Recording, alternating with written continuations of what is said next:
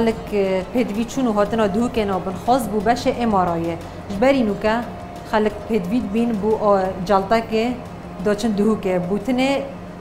گرتنا رانینه نوکه نینه 24 ساعتیه کنگی نساخه ما پدوی بد امچن جهازی خسته بداره بود هلکنه نخوشه خوشت کنه یعنی رکا دو که ناچنه نوکه خلق زاخو بو آمیرا تیشکت رانینه جوازی کار منینه رمضان و بری رمضان هر کادر مل سر شوله خویا خدمتت کت درستاهی و بهم ودان جی بونینه بهم ودان هبجی بدیل خویا های جهوی نامینت والا دم فطاره و دم پاشیوه جی کادر ما گورینت کت ایک ده چد ده ایک جهوی یعنی الویر جهوالا بینینه بو من زحمت ترا چه بو خدمت کرنا خلکه و تو دل ایک خوشکی و بشکنینت وی بکی زحمت نینه بالعکس بتر کیفا مدت وقت ماجي تشتو بتر كيفو ماجي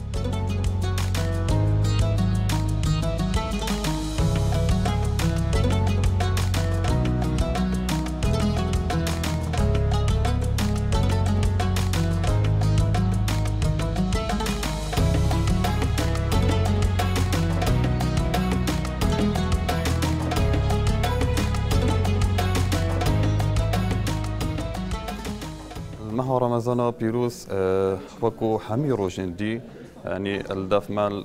نخوشخانه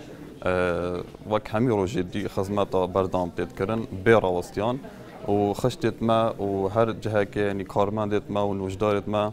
وکی روزانه کارت کن یعنی چه فرقه الدف ما فرق رمضان و روزندی ترنین یعنی خدمت بالعکس بتر رمضان تید کردن و بردام همی باشا تاقیگه همی کارمند آمدانه الپرستار کروکش الویر آمدانه هر وصال نوجدارت نشتاجی خولا الویر آمدانه هر وصال نوجدارت تایبادمندی الویر آمدانه بله چپنه بید الویر بربانک تینا کرن هر وصال پاشیف جل الویر تیتا خارن بربانك الفيري دامي بانجي هندك ستاف الفيري تمينن هندك جيتشن بربانجي وقت او زفرن هندك جيتشن يعني نابيني دا بديل اللي هي بربانجي بكنو بزفرن با امبولاس تمانو كحاليا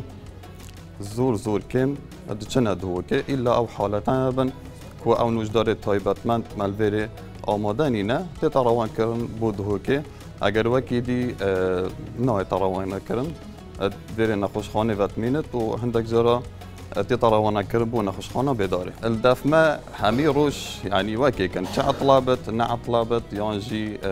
جاجنبت نا جاجنبت صار صالبن صار صالبن حميدا ما النخوشخانه هور هاتني خدمات تذكرن و ب يعني فرق جداهي يعني خدماتك بتر باشتر تذكرن بارد